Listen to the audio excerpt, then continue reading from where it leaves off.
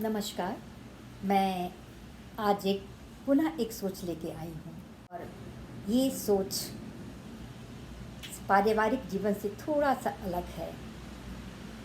ये ऐसा व्यक्तित्व जो पहले एक फोटोग्राफ़र, एक डॉक्टर और गरीबों और दुखियारों की मदद करने के लिए तुले रहते थे। बाद में वो सन्यासी बने और उनका नाम है स्वामी आत्मानंद।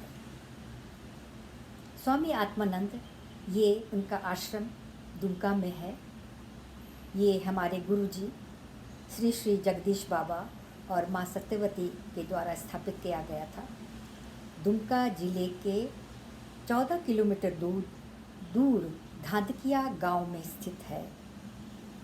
वहाँ पर कई अनाथ बच्चे, कई अनाथ महिलाएं जो घर से निकाली गई हैं और कितने अनाथ वृद्ध और लोग सब पलते हैं।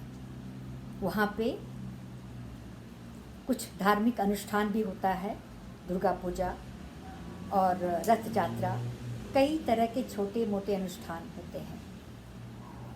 स्वामी आत्मानंद ने 2006 के बाद जब माँ सत्यवती अपना शरीर छोड़ी, उसके बाद उनके इंचार्ज में आ गया।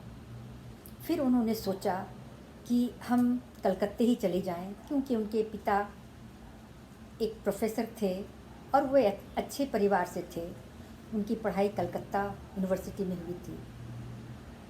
लेकिन इस आश्रम गांव के अंदर की दशा को देख के वो नहीं छोड़ पाई। उनकी सोच, उनकी पॉजिटिविटी, उनका मदद करने का एक गुण उनको उस जगह पे बिठा के ही रखा। फिर उन्होंने संन्यास लिया। संन्यास लेने के बाद वहाँ पे उन्होंने आरएस गुरुकुलम, एक प्राइमरी शिक्षा मंदिर भी बनाया। ये सारी चीज़ें शिष्यों के, चाहे अनुयायियों के सहयोग से ही प्राप्त हुआ है, बनाया। इसी के बीच में वहाँ पर फिनलैंड की एक महिला जो कि सन्यासिन बनी है, उनका नाम है स्वामिनी अनुराधा पुरी। हम लोग उन्हें अनु दीदी के नाम से ही जानते हैं। वो भी यहाँ के फिलॉसफी और गुणों से बहुत प्रभावित हुई, गुरुजी के गुणों से, और वो भी सन्यासी बनी है। यहाँ पे बच्चों की पढ़ाई प्राइमरी शिक्षा तक होती ही है, प्लस अब वहाँ पर एक हॉस्पिटल का निर्माण करने की बात हो रही है, ताकि शहर 15 किलोमीटर दूर लोग नहीं जा सकते हैं और बहुत गरीब हैं वहाँ के लोग। वहाँ पे वो उनको प्राथमिक उपचार मिले और कई चीज़ों जैसे पेयजल का प्रॉब्लम, इतना सूखा पड़ जाता है, वो गर्मियों में इतना सूखा पड़ता है कि आश्रम की तरफ से कई पानी की व्यवस्था की जाती है, ताकि बाहर के भी पशुओं और आदमियों को पानी दी जाती है।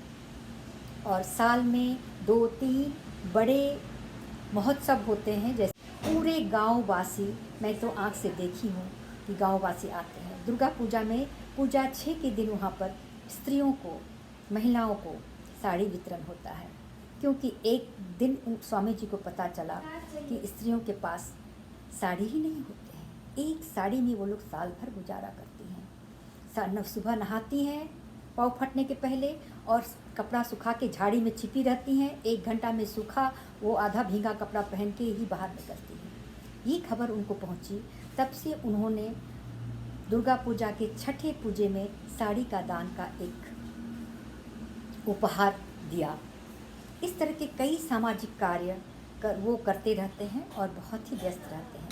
और आपको यदि उनको कुछ सहयोग राशि देने की इच्छा होगी, आप ज़रूर देंगे, क्योंकि ये सकारात्मक सोच ये हमें बहुत ही छुआ कि इतनी कारगर आदमी अपना सारा जीवन उस आश्रम वासियों के लिए छोड़ा और अपने गुरु के लिए छोड़ा।